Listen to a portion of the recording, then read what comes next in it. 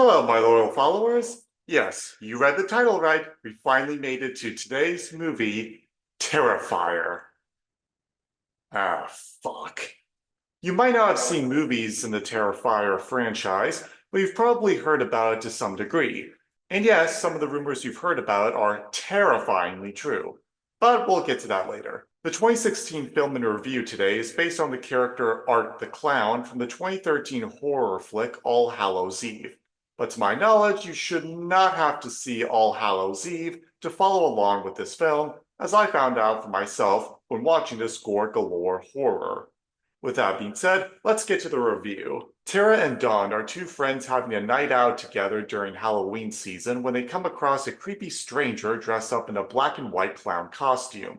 At first, he seems to be just an odd man dressed up in the spirit of Halloween, until they hear on the radio about a local killer dressed up in a costume whose description matches the sinister smiled fellow they met not too long ago that same night. Art the Clown eventually catches up to the heroines, and from then on, the night slides into one big bloodbath.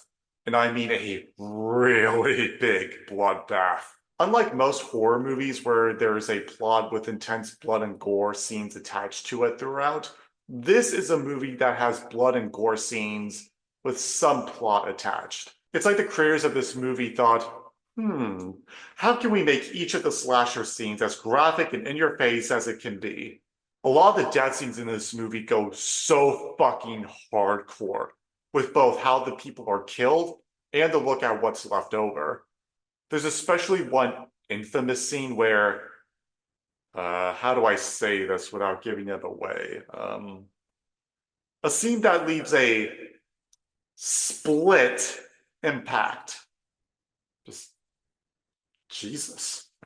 I will give this movie a lot of credit, though, for David Howard Thornton's performance of Art the Clown.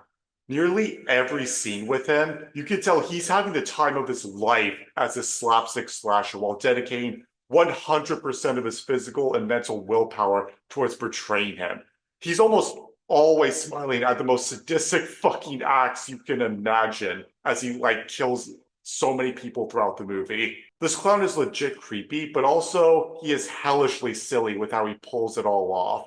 He has such enthusiasm with such brutal slayings, it's difficult to purely hate him. Now, there are a couple things shown and mentioned in the movie that I think are pretty unnecessary and could be cut out. Like, in one scene, a character uses the R word, and there's also some gross special effects in the beginning of the movie involving a bathroom. During the split scene, a character in the scene is nude and their underwear is torn from their body.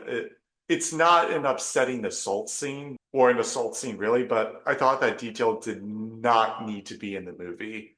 Did the movie need all that intense gore, though? In a sense, I would agree, because I feel like it did help the franchise have its cultural impact on the horror genre. And while I think the violence is a bit too over the top for me, I understand there's lots of people who do enjoy this in horror movies, and I don't think it's anything to be ashamed of.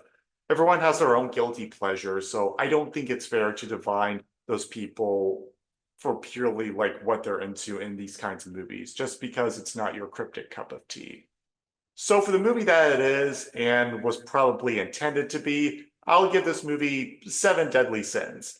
It's the perfect film for you to gobble up some good grindhouse gore and then puke it out right after. So that's my review of Terrifier. Did you agree or disagree? Leave your thoughts in the comments section below, slay that like button, subscribe, have a terrifying and terrific day. Most importantly, beware of fucking clowns.